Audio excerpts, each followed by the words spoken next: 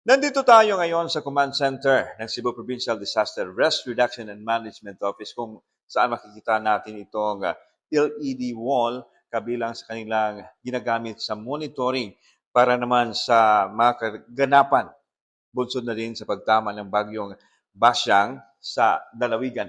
At ang kanilang mga personnel ay nakaantabay 24 oras ang kanilang monitoring naman sa iba't ibang lokal na pamahalaan na sakop sa probinsya ng Cebu.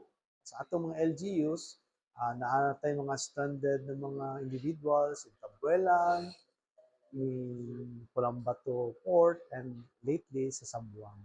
Pila ka ba ito stranded? Sa Tabuelan, 27, sa Colambato, 20, there is about 100 in Sambuang.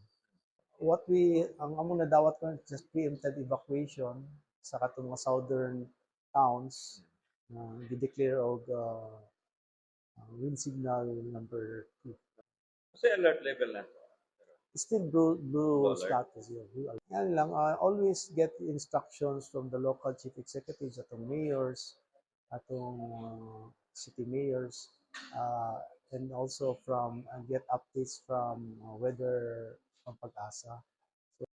Mula dito sa PDRRMO ng Cebu, ako si Alan Domingo ng GMA, Regional TV at GMA Integrated News.